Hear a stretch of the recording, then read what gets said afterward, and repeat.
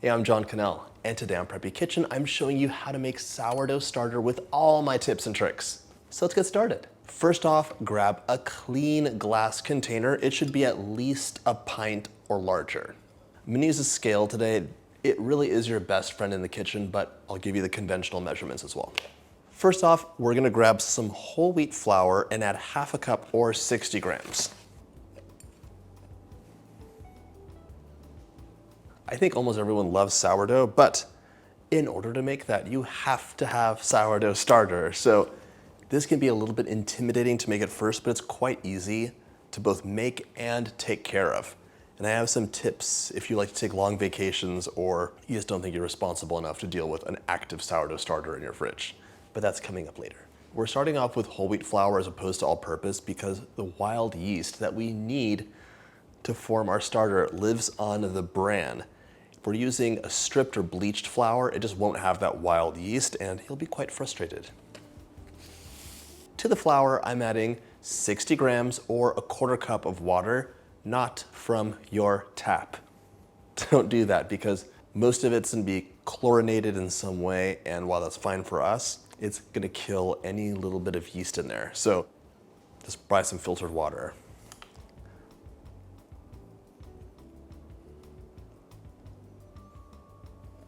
Little bit by little bit. Our scale is done. And we're gonna give this a stir now.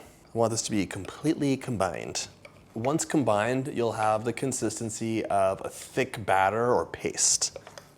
It's gonna look a little weird at first. Just to give you an idea, it's like this. And it just smells like flour.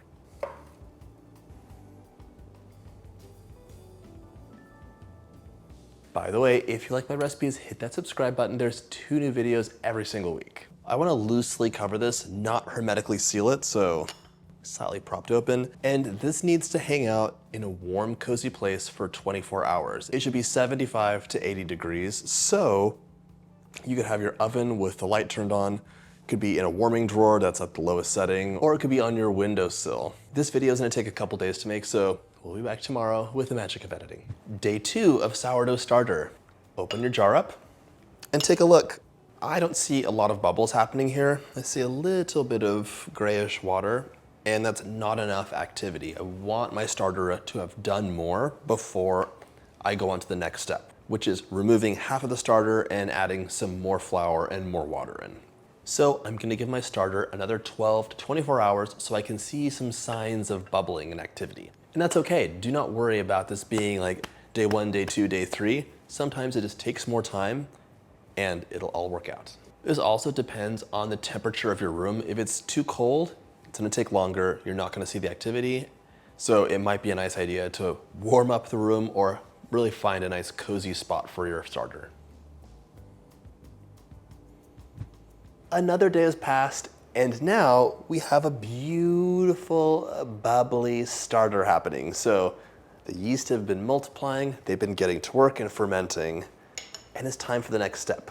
So a little patience goes a long way here. Yesterday it looked quite sad and dispiriting, but as long as you're using filtered water, like from a water bottle and not from your tap, you're fine. This step is gonna be to feed our starter. But to do that, we have to get rid of some of it. We're gonna remove half of the starter, leaving 60 grams in our container, but just eyeball half. It doesn't smell like sourdough yet. Okay. Zero your scale out, and now we're gonna add 60 grams or a quarter cup of water. And 60 grams or half a cup of all-purpose flour. Remember, we started with whole wheat because we wanted that bran because the yeast was on it. Now we're going to use all-purpose from now on.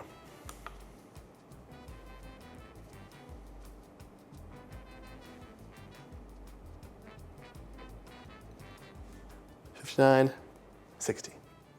My scale is done, so let's give this a nice stir. You know, your starter is gonna be like your precious best friend in the kitchen. You'll be checking on it, fretting over it, and using it. There's so many delicious discard recipes that you can make with sourdough starter. And then of course you can use it to make delicious sourdough bread as well. Some people even name their sourdough starter. I'm leaning towards Phyllis or Myrtle. All right, let's get all of that starter back into the bowl. Scrape down the side. Now grab a marker or a piece of tape and you're gonna mark the level of where the starter is on the container. Loosely cover and place in a nice warm spot to hang out for another 24 hours. Gently. A day has passed and you can see my starter is bubbly. So once again, we're gonna remove half of it and feed it. Just like before, 60 grams of water, a quarter of a cup, and 60 grams of all-purpose flour, half a cup.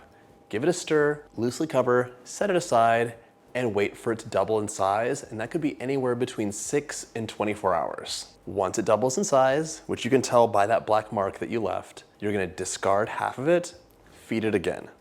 Wait for it to double again, another 6 to 12 hours, discard half of it, and feed it again. At this point, it's now mature enough to use. It should smell slightly sour and say, this doesn't smell just like flour anymore.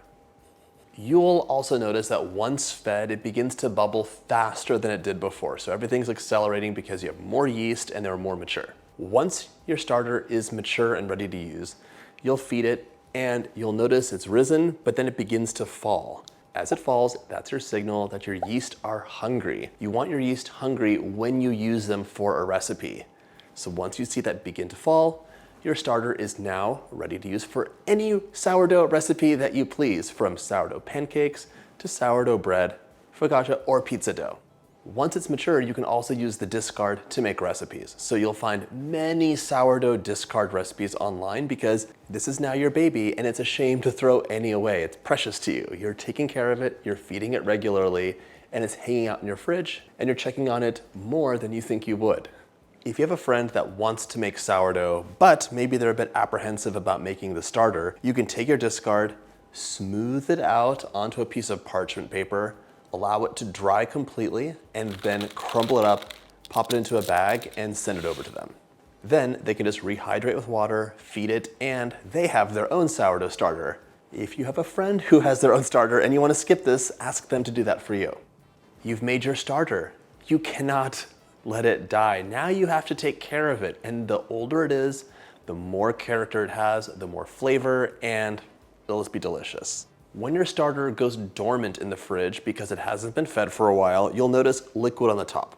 This is called hooch, and it's the product of the yeast's fermentation. You have a choice. You can pour it off, or you could mix it in. It does give you more of a sour flavor, so it's totally personal preference. I prefer to mix it in because I love the sourness of sourdough bread. Your hooch can be anywhere from clear to gray. However, if your starter has been dormant for too long in the fridge and you've ignored it, you might get mold. This is not hooch, this is a mold colony on top. It smells really bad and your starter is unusable. So if you see mold in it, throw it away and start over. If I were you, I really recommend that you take some of your starter, smooth it, dry it, crumble it, store it in a Ziploc bag, and have that as your insurance policy. You go on vacation, something happens, you forget to feed your starter for a while, and it goes bad. That's okay because you have dried starter that you can rehydrate and get back to work with. To rehydrate your starter, you use a 2-to-1 ratio of water to starter. So if you had 30 grams of your dried starter, you would add 60 grams of water. And once again, make sure it's not tap water, it's basically bottled water you're using. And the water should be warmed 90 to 100 degrees so the yeast aren't scalded or shocked by the cold. Then you'll let the starter sit, mashing it, mixing it occasionally until everything is completely dissolved. And that could take 1 to 3 hours depending on how much starter you're using. Then you can feed it as normal and use your starter as you'd like. Your starter will live in the fridge and you have to take care of it. This starter that I separated out is ready to go into long-term storage. So I'm going to feed it now. Zero your scale out, add 60 grams of flour,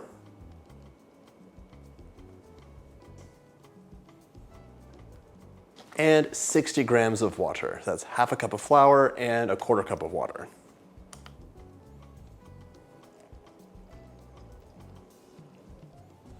Give this a mix so it's nice and combined.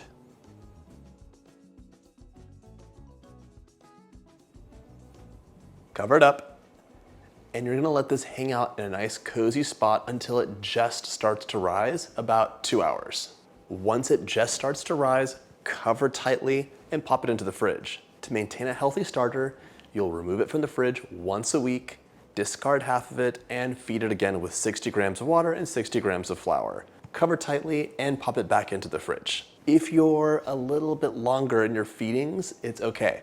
Your starter's resilient, but aim for once a week for best practices.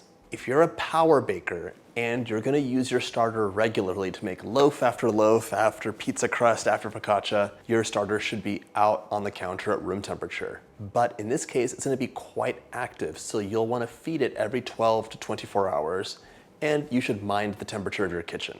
The warmer your kitchen, the more often you'll be feeding your starter. So for a warmer kitchen, it'll be every 12 to 16 hours, and for a cold kitchen, about every 24 hours. Don't leave your starter at room temperature for more than 2 to 3 days without feeding it. Otherwise, it gets weak and it'll start growing mold. Then you can't use it.